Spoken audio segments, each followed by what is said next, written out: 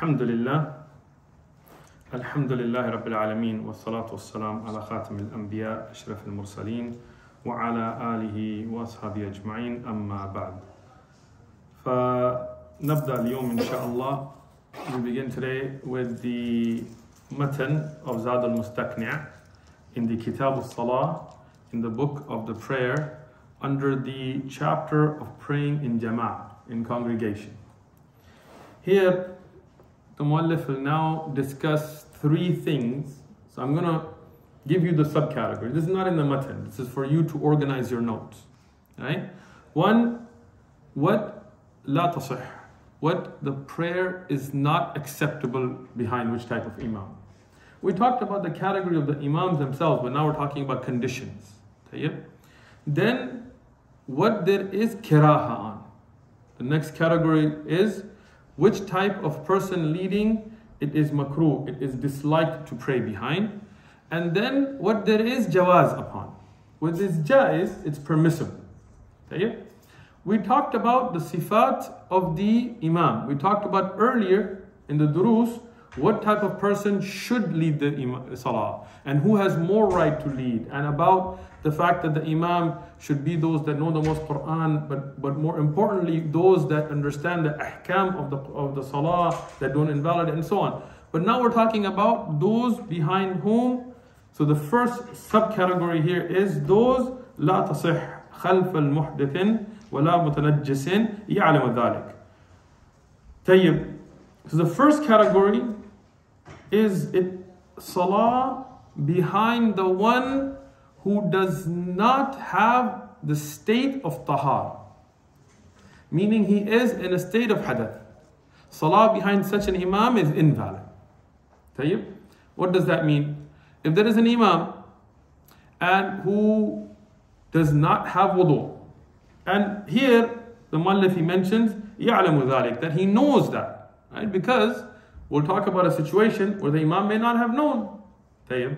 But the first is the imam knows he is in a state of najasa, he is in a state of state of hadath, right? Or he has najasa on him. Both categories we're going to talk about. Mutanajjis here being he has najasa either ala badnihi, on his badan, or ala thawbihi, on his clothes, or ala al-makan of salah, or on the place of salah, and he's ya'lam, he knows, but he still goes forward to lead the salah. Salah behind such an imam is not valid. Not for the imam and not for the people following him. Tayyib. So now we covered two cases. One is salah behind an imam who is in a state of hadath. And the second is salah behind an imam who has najasa, mutanajjis, he has filth on him. Tayyib. Now, this is why it's very important to build a dars bab al bab, yani chapter on chapter. What is hadath? We discussed this already in the earlier durus. You should know hadath al-akbar, hadath al-asghar. What is najasa? Mughallada, mutawassita, mukhaffafa. You should know, because we covered those above already. If you miss those, this is the good thing about recording, go back and watch them. So, in this situation, where the imam knows his salah is invalid and everybody behind them, what if the people behind the imam do not know? Okay? Meaning, you go for salah and there is some munafiq, may Allah protect us all, and he knows he doesn't have wudu and he goes and leads salah. I don't know what kind of a person does that. But as many imam and ulama have written, that somebody knowing that wudu is a shart for salah, and knowing that they do not have wudu, leads the salah or prays even, that this is kufr. And may Allah protect us. So, khair, in this case, the people behind the imam that do not know and they never find out, their salah is valid. Why? Because they are not mukallaf, they don't know. If they made salah behind such an imam, knowing that he is in such a state, may Allah protect us. Let's say a guy goes to the bathroom and goes straight to go lead salah, and people are like, who cares? And they go and pray behind him. Yeah, their salah is also invalid now. Now, and this is in the shuruh and stuff, I'm summarizing from a lot of shuruh, right? What if there is a case where there is a zalim, and an oppressor, who is a leader, and he has najasa on him, or he is in a state of hadath, but he's such an oppressor, he forces the people to make salah behind him, or he will kill them, for example. And these situations have occurred. Then what do there? They pray behind him, but they repeat their salah. Because the salah is invalid, but they pray just not to get killed. Right? So these are cases where the imam knows and the people know. Or the imam knows and the people never find out. Tayyib. فَإِن جَهِلَ, what if the imam does not know? He is jahil at the moment of it. Not that he doesn't know what wudu is, but let's say he assumed he had wudu, and he goes to lead salah, and he's praying, and he does not know, and he continues until he finishes the salah. And the people behind the imam, they do not know, and they finish the salah behind the imam. So now, what are the two cases we're discussing now, right? The two cases are either being in a state of hadath, whether akbar or asghar, or the other two are the state where you have najasa on you. Okay? Now, these cases have subcategories. We discussed already if they know. This subcategory is the imam does not know. Maybe he got najasa on his clothes and he forgot about it. Sincerely. And he's making salah, and during salah he remembers. Or he didn't have wudu, or he needed to do ghusl, and he started to lead salah, and during salah he remembered. In this case, what must he do? There is no salah. Walk away. You're not breaking anything. There's no taslim. Why? Because a shart from the shurut of salah, a condition, a precondition from the preconditions of salah is invalidated. Whether it is due to hadath or najasa. Tayyib. Now we get into further subcategories. And this is very important because I know sometimes when we go over these durus, people are like, why are you going all these details? But this might happen to you. You may not think that this will happen to you, but trust me, in lead in of salawat, or even just go to areas where people push you up front, and you will run into these situations. Right? So, one situation is, there is najasa, and you realize it.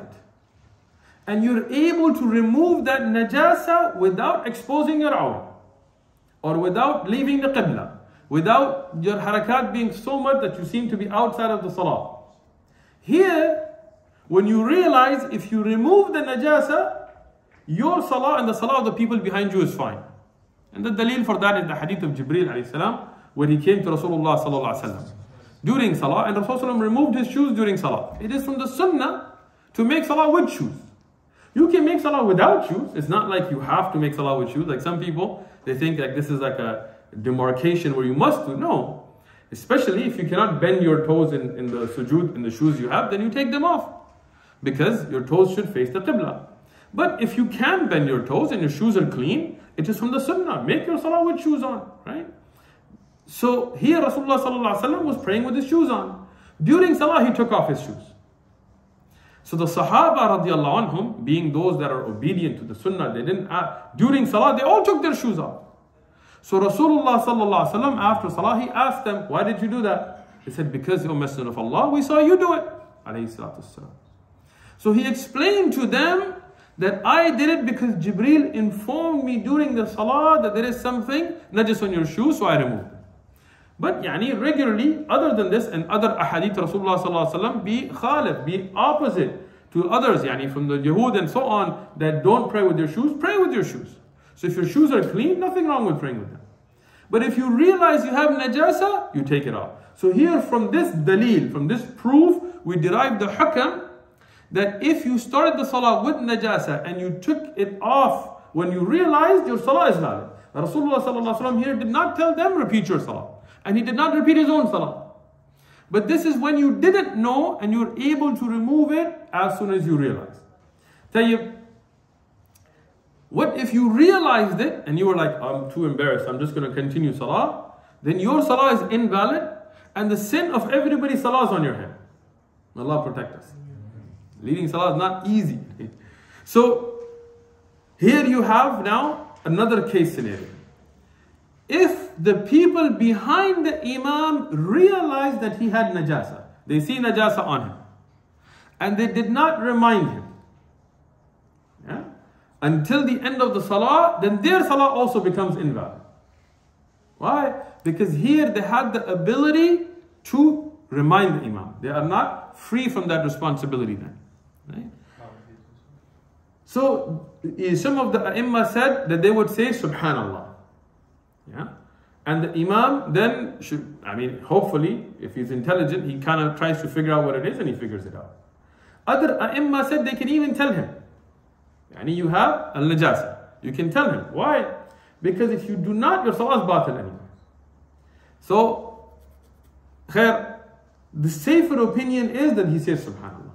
Why? Because Kalam ibn Adam, the words that are not from the Quran or Adhkar and so on, invalidate the salah as well. So, here, these case scenarios play out. Tayyib, if the imam does not realize this scenario until the salah is finished and the people have left. Right now, you make salah, you finish, and after salah you realize, man, I didn't have wudu. Or man, I woke up, I came straight, I forgot I need to do ghusl. I don't know how that happens, but it has happened with people. So, right? Or after salah you realize, oh man, I have najasa on me, or so on. In these scenarios, what should be done? In this, the ai&ma and ulama have said that the imam must repeat his salah, but not the people behind the imam. The imam must repeat his salah, but not the people behind the imam.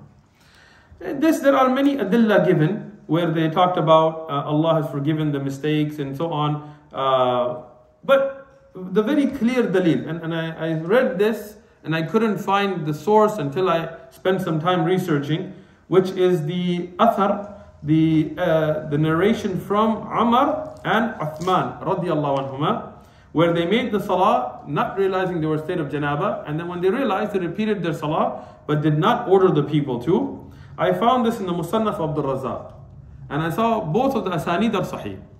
So this is the clear evidence for this ruling. So this is in case you finish your salah in a state of not having tahara, in a state of tahara. You're in a state of hadath, right? Because here's janaba. And you finish the salah not realizing, and here the imam now has to repeat his salah, but not the people behind the imam. Their salah is valid. Tayyib. What about the one who has najasa? In the same case scenario, the madhab is that the same hukam goes. Najasa, the same hukam goes. Tayyib. Now, if the imam knows, or some of the followers know, then the salah is invalid. Right? Meaning, if the imam knows that he needs a state of hadath, we discussed this already. And the same is true from najasa. Tayyib. The next, so this was actually only two case scenarios, but the sub-case scenarios went further, right? The next is what? La wala imamatul ummi. The one who is ignorant, the one who is illiterate. What is the meaning of illiteracy in the Sharia? We do not mean that they are unable to read or write.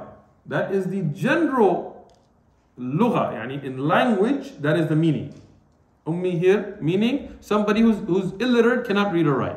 But istalahan, in fiqh, the technical terminology of fiqh, when we talk about ummi here, we're talking about somebody who is unable to recite Surah Al-Fatiha correctly. If he has problem in the rest of the Quran, that's not what we mean.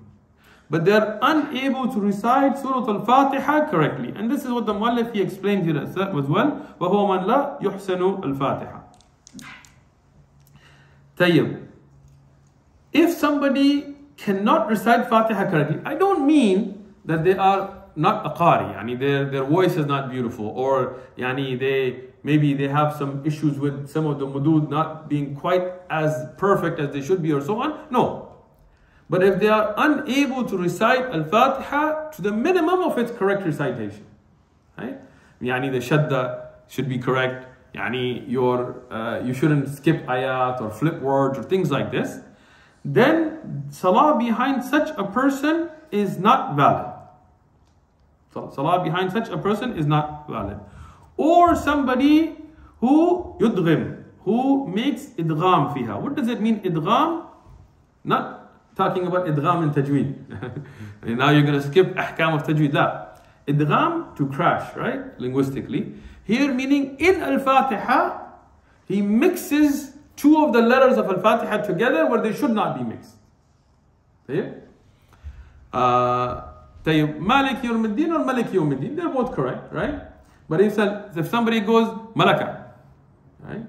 Now this here, he has squished it together, right? Where now there was no idgham in the ahkam of tajweed, where he has mixed letters together, then this makes it invalid. Oh, or ma la yadghum, or when there is an idgham and he doesn't make the idgham. Ar-Rahman, he says Al-Rahman. Right? Can you make Al-Rahman? La. You know, when we give the shahada, we say ashhadu alla ilaha. All these people, you say the shahada wrong. It's ashhadu an la ilaha. La. And here, learn the ahkam before you come correct us. So, in the Fatiha, when somebody either does an idgham when there is no idgham, they mix letters when they shouldn't be, or when there are letters that should be put together in a way and they don't do it. In all three of these categories now, the one who cannot recite Al-Fatiha at all correctly, and he skips lines. And I've prayed in masajid, big masajid, in other countries, and the imam skipped an ayah in Al-Fatiha, nobody corrected him. And you're like sitting in the back going like, am I crazy or is everybody else crazy? And after Salah, you're like, you skipped the whole ayah in Al-Fatiha. And they're like, Wahhabi, get out of here. Right? So, in those situations, or in situations where they in Al-Fatiha crash letters together that shouldn't, or don't that should, in all three of these, the salah behind such a person is not valid. أو يبدل حرفا, يعني, or they change a letter out. Now, again, you're learning, don't jump where you don't know how to jump.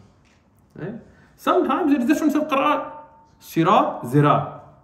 Right? Now this is not that you're mixing up the letter. There is a different way to pronounce mutawatiran an al-Nabi alayhi salatu wasalam, from the accepted qira'at, from the ahruf al-sab'a and so on. So sometimes it is acceptable. Sometimes you may feel that the letter is not right, but maybe you're wrong, right? Be careful, right? Maybe it's not perfect, but within the acceptable range. But if somebody says, for example, Rahman, I've heard this. Rahman, Rahman, right? Now here, they've changed the ha into a kha, very clearly. Not that their ha is not deep enough or this or no, they changed the letter out. Here, it also invalidates the salah. Or somebody who makes major mistakes, where it changes the meaning. Mistakes that change the meaning. Let's say if you say غير المغضوب عليهم or عليهم. This is difference of qira'at. It doesn't change the meaning. It does not change the meaning. It's still upon them, right? But if you say lahum, instead of عليهم lahum, not on them, for them, this changes the meaning. The Quran lak or alayk, not the same thing, right? So here, if such mistakes are made, this type of person also, salah behind them is not acceptable illa bimithlihi. Now, this is a very interesting aspect of it. Except for others, they're the same way. Okay? Let's say you go to a country, not trying to mention anybody in particular, but they make the bod into zwad. Maghzubi, wala zaleen. And they are qurra.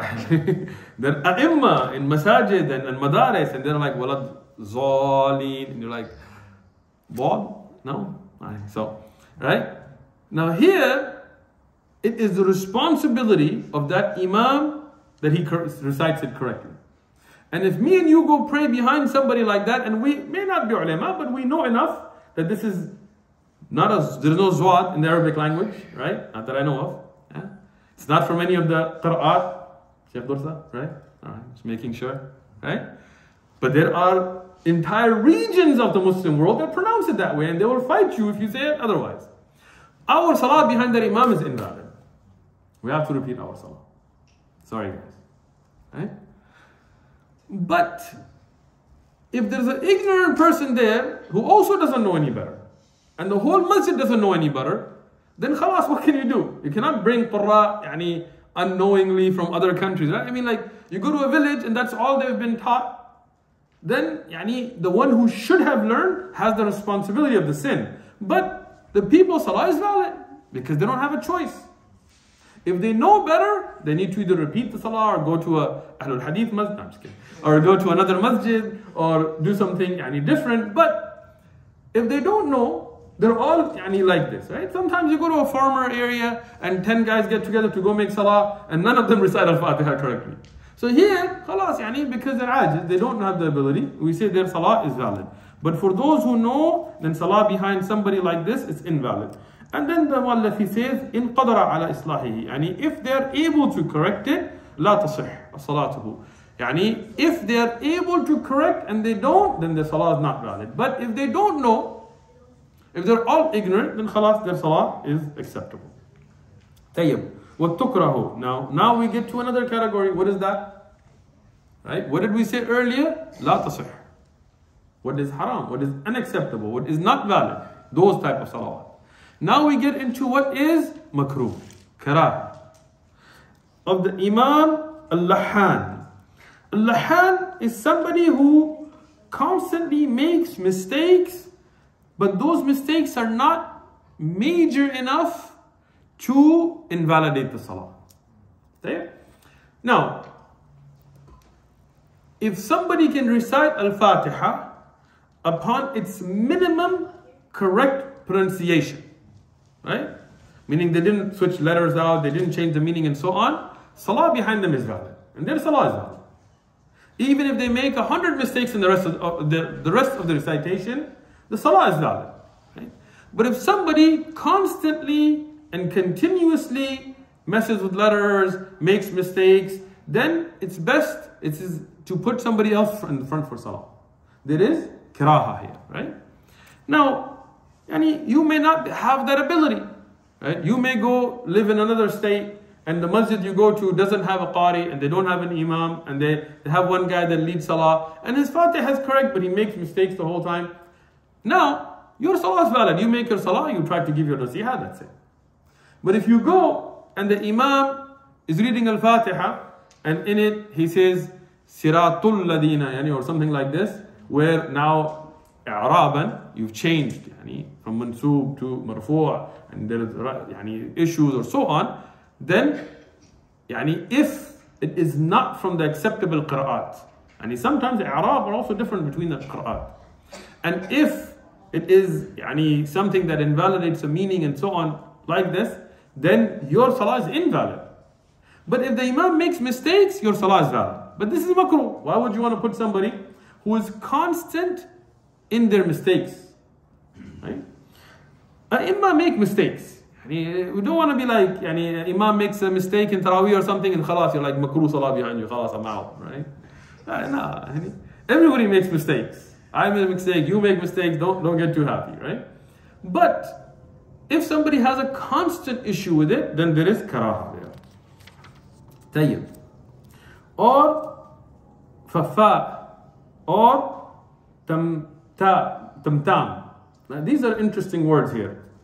Al-fafa or at-tamtam have no meaning in Arabic by itself. And that's why some people, they're like, I'm just going to pick up a translation of a book and read it. Like a fiqh book. That's all. Good luck with that, because you're not going to understand it. Right? If you don't understand the salahat and terminologies, you're not, even if you speak Arabic. Right? Here, the meaning here of al-fa is somebody who stutters with the letter fa. Tamtam is somebody who stutters with the letter ta. Okay? And these terminologies were developed because these letters were the ones that people would have a lot of problem when they have stutters. They would get stuck in that, or yani, like that. You hardly ever see anybody getting stuck with like, Could happen. But these letters developed in Arabic language because of its common use. But what is the meaning? If somebody stutters in their salah, salah behind them is permissible. Why? Because it's not their fault. Right? Somebody has a stuttering problem. But if you have somebody who doesn't have that, then there's karaha in having them constantly lead salah, to be the imam and so on, because the recitation of the Quran will not be wadih, clear. Right? So if somebody has a stutter and you're at the park, you're going somewhere and they lead salah once in a while, nothing wrong with that. But they should not be made as a regular imam. There is karaha there. Okay? And if there are people who don't stutter, then you should put them forward to lead the salah. Unless the brother who stutters is the only one that knows al-Fatiha correctly or something, or the only one knows the ahkam of salah correctly, those situations are there, but this is generally. Tayyib. So how many of the karahat have we mentioned now? 3. Tayyib. Or if somebody does not pronounce the letter correctly. Right? So we talked about earlier those who would change the meaning in al-Fatiha. For example, in some cultures, I'm not going to mention which ones, the bod is made into a ta, right? Or the dha is made into a ta, right? Tahir would become zahir, so on, right? In some cultures, the jeen is made into a geem. Not going to mention which cultures, don't guess, right? So it would be Gama and Masjid and so on. Some cultures, the Qaf is made into a Alif, right? So in these situations, if the person recites Al-Fatiha correctly, and if they mess up in Al-Fatiha, then no. But if they recite Al-Fatiha correctly, and I've seen this. There used to be an Imam, may Allah have mercy on him, he passed away. I'm not going to mention the masjid, but I used to go to that masjid. I used to live close to it. I don't live close to it anymore. And he was Egyptian. And when he would begin his salah in Al-Fatiha, he would be good. But a little bit into the Quran, he would start being, ganna, and everything would just start coming out. I remember he would give khutbah. In the beginning of the khutbah, he was good. But then, mashallah, when his accent would overpower him, he would be like, hug, like hajj. He'd be like, hug, hug. And I didn't know Arabic at the time. And I would be like, man, this brother really needs a hug. Like, I don't know what's going on, right? And with Jannah, it would become Ganna. And I don't know if you guys know Urdu, but in the Urdu language, Ganna means sugarcane. I don't know what in Farsi. No? No. Okay. Ganna means sugarcane. And he would be giving khutbahs and stuff. Ganna, Ganna. I'd be like, man, this brother really likes sugarcane. I'm going to go get him some. So, what happens here is, if somebody mispronounces these words, then if the Fatiha is correct, their salah would still be correct, but it becomes makruh to make salah behind such a person. Tayyib. Or if there is al-ajnabiyya, وَأَكْثَرَ اللَّهُ رَجُلْ مَاهُنَّ, if there is a woman and she is alone with a man, or in a place where there is none of her mahram with her. Okay? Then here, this is considered khalwa unless there is separation and so on. Okay? For example, let's say a brother goes to school, a university here, right? And there is a Muslim sister that goes to the same school. And now he wants to go make salah, and him and her go to the musalla, and it's just them. And even if I'm not saying they're praying inside, but she's behind him. But here this is khalwa. This is not permissible. The khalwa aspect is haram, but even that salah is makruh.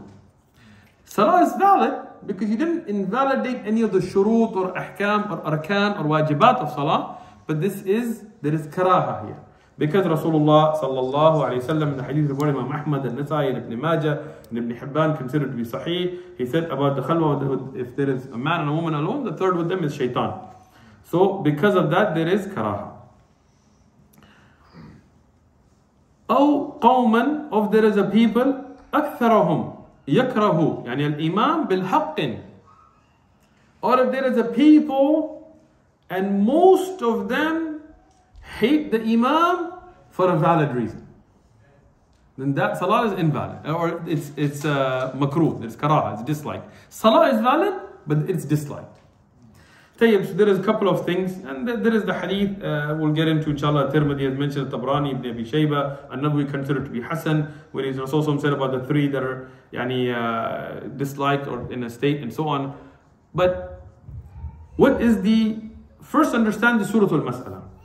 Surah Al-Mas'ala is that if somebody is an imam, he's leading the people, and the majority, everybody will have somebody that dislikes him. I'm sure there's somebody sitting here that doesn't like me. I don't know any of you not to like me, but it's okay. You don't have to like me, right? So there will be people, even if you're a Nabi, there's going to be somebody that doesn't like you. Even if you're a Sahabi, there's somebody that doesn't like you. Even if you're a alim, a wali of Allah, somebody won't like you. So it's not like you have to be loved by everybody, right? But if the majority of the congregation doesn't like this person, right? But now there is a shart here, bihaqqin, and they are on the haqq. Not that they don't like him because he's on the sunnah. Let's say or me or you or somebody goes to a place where the majority of the people are on bid'ah, and you're on the sunnah and they hate you, the majority doesn't like you. Why? Because you're on the haqq. Then no. Then the salah is, you should be the imam, and the salah is fine.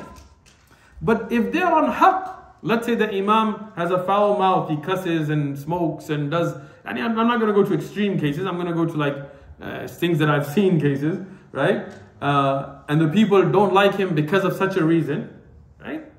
So here, if he prays the salah correctly, it doesn't invalidate any of the shurut, the salah is correct, but it is makruh, there is karah.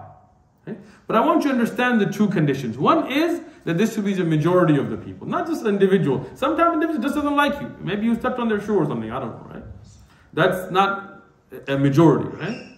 And sometimes the majority dislikes you, but you're on the haqq, right? That's also not the case. But if these two shurut are there, then it is something where it is makruh. For the sake of time, I'm going to try to cut down on the unusual cases. The last subcategory here is what tasih, yani tasih, what is correct, right? La tasih we had earlier, salah is invalid.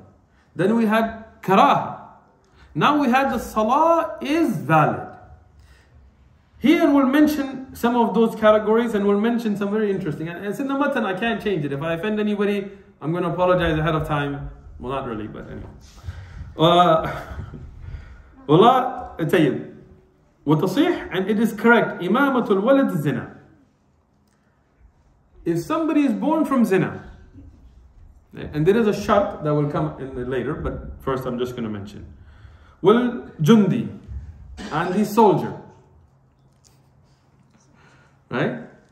Their salah is valid إِذَا سَلِمَ دِينِهُمَا. If their deen is correct, meaning that they don't have any shortcoming in their own religious practices. Tayyib. What is the meaning? If somebody is born from zina, there is a B word, but it's an indecent word, so I'm not going to use it in the English language. If somebody is born out of wedlock, right? In the Sharia, it is haram to have that kind of a relationship out of wedlock. But that child is not held accountable for it, right? So the walad zina, the child that is born out of zina, him leading salah is valid. Why? Because he did not or she did not commit that sin. In Sharia, we don't hold the child accountable for the parent's sins. There's not original sin kind of a thing here, right? as long as their own religious practices are correct, right? But if that person born from zina is a zani himself, or somebody of low moral character for other Islamic, then of course there is an issue. And depending on how bad is how serious the issue would be. But if that person in itself is religious, they're good, then we do not discredit them from leading salah. It's not makruh, it's not haram for them to lead salah as long as their religion is correct. Same is true for the soldier. Now, why the soldier?